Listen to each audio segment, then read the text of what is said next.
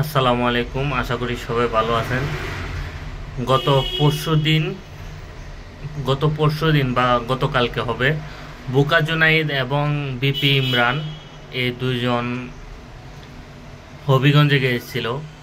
তো হবিগঞ্জে গিয়েছিল, তারা একটা নির্বাচনের প্রচারে মূলত গেছে ওখানে। তো বিপি ইমরান এবং বুকা জুনাইদ, এরপর মুক্তা ইব্রাহিম, এই চারজনে, তাদের দুইটা ফ্যামিলির সাথে তাদের আগে থেকেই সম্পর্ক এবং আগে থেকে তাদের যোগাযোগ।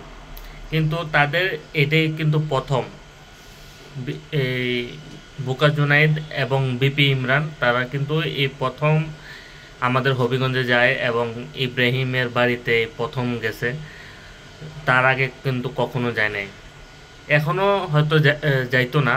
তারা হয়তো একটা নির্বাচনের প্রচারের জন্য হয়তোবা তাদেরকে আমন্ত্রণ করছে, সেই কারণে হয়তোবা তারা গেছে। তো আমার মূল বিষয় এটা না, আমার কথা হলো মুক্তা এবং ইব্রাহিম। মুক্তা নির্বাচনে দাঁড়াইছে, চুনারঘাট উপজেলা নির্বাচন। তারা মনে করছে যে যে নির্বাচন হচ্ছে, সেই নির্বাচনে হয়তোবা তারা যদিও জয়লাভ না করে, তারপরও একটা মানে ভালো একটা সম্পর্ক তৈরি করতে পারবে এবং তাদের একটা ভালো একটা পরিচিত হবে। তারা যদিও আগে থেকে ভাইরাল একটা মুখ, ইমরান এই ইব্রাহিম এবং মুক্তা, তারা আগে থেকে ভাইরাল একটা মুখ।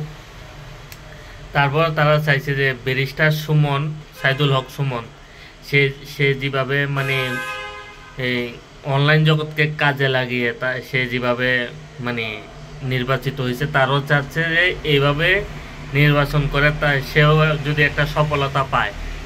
তো সাইদুল হক সুমন দীর্ঘদিনের একটা অভিজ্ঞতা তার, সে অনলাইন জগৎকে কাজে লাগাইছে। কিন্তু আমার মূল কথা হচ্ছে যে মুক্তা, তুমি আরও সময় নেওয়ার দরকার ছিল। যেহেতু তুমি অনলাইন জগতে আসছো, বেশি দিন হয় নাই, তোমার আরও সময় নেওয়ার দরকার ছিল। তুমি আরও সময় নিয়ে কিন্তু কাজটা করতে পারতা।